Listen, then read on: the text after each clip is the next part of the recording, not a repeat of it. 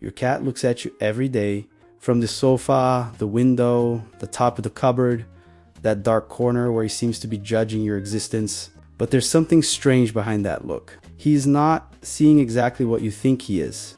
To you, he's your cat, your pet, your companion, maybe your four-legged child. But to him, you can be something completely different. And no, he's not your owner, he's not your boss, he's not a special human. When you understand what goes on in a cat's head, some things start to become frighteningly clear. The way it meows the disgusting present it leaves on the floor, the way it lies near you but pretends not to care. And there's a discovery in the middle of all this that might affect you more than it seems. Because maybe that strange behavior of your cat is actually a silent way of saying that you matter. The big and clumsy cat. The dog runs to the door as if you'd returned from a war. The cat doesn't it? Raises its head slowly, blinks, perhaps walks in without haste, as if to say, "Ah, you're back." And many people find that coldness.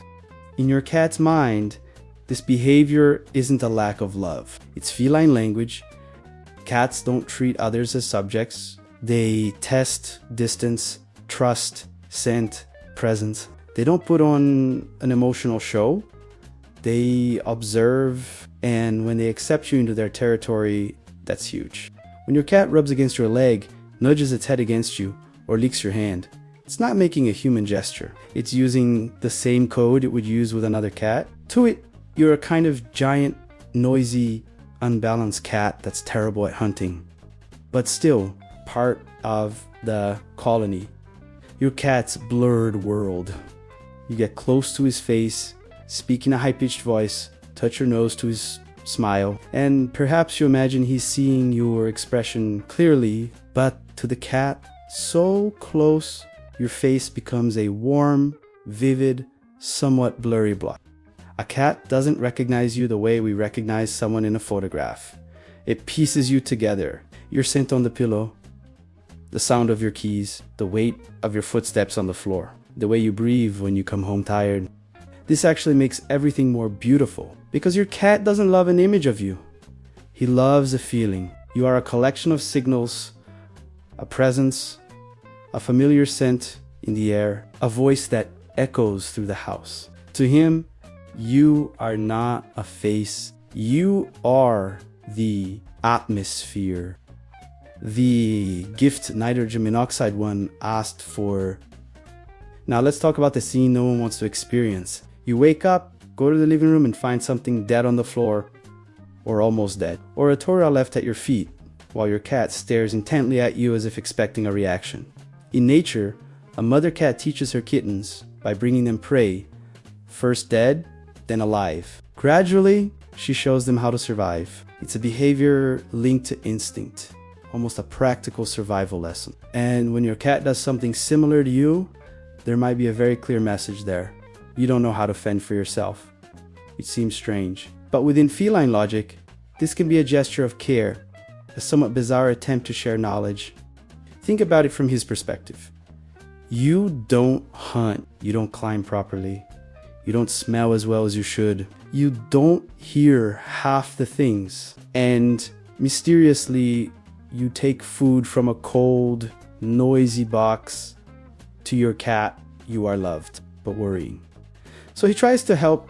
Perhaps in his mind, you are that member of the household who clearly wouldn't survive 5 minutes alone in the wild. And as good observers, cats notice patterns. If you never hunt anything, someone needs to take on that responsibility. The meow that was born for you. Here's something curious. Among them, adult cats don't meow all the time like they do with humans. They use their body, tail, scent, gaze, and silence. Meowing is more common in kittens when they need to call their mother. But then you entered the story. A giant being who doesn't understand slow blinking, ignores tail wagging, doesn't notice ears turning, and can't read any smell. So the cat made an almost ingenious adaptation. He brought back a childlike sound to communicate with you. And it's not just any. Meow, the meow of hunger isn't the same as the meow of a closed door. The meow of look at me isn't the same as the dramatic meow at 3 in the morning. Over time, your cat creates a private language, a language that only exists because you exist. The cutest pretense in the world. Cats have this cruel ability to appear indifferent. You call them, they turn their face away. You approach, they walk away. You prepare a comfortable spot for them. They prefer to sleep in their cardboard box. It seems like contempt. It seems like mockery. Sometimes it really is mockery. He's always nearby, in the same room, at the edge of the bed, on top of the keyboard, in the hallway when you go to the bathroom. He doesn't need to clean like a dog to show he cares. The cat keeps you company in his own way by occupying the space around your life. He may not jump into your lap all the time, but he notices when you're gone. He notices when you're sad. He notices when your routine breaks down. A cat's love rarely arrives shouting. It arrives like a shadow at the end of the afternoon. Silent, but there. But let me ask you something before we move on to the next part. Does your cat do anything strange that nobody understands? That odd habit? A specific way of meowing, sleeping, or staring at you as if it's planning something? Tell me in the comments, which of your cat's behaviors has started to make more sense? And if you enjoy understanding the mysteries of cats, subscribe to the channel, leave a like, and share. There's still a lot of interesting stuff here. You as a safe place.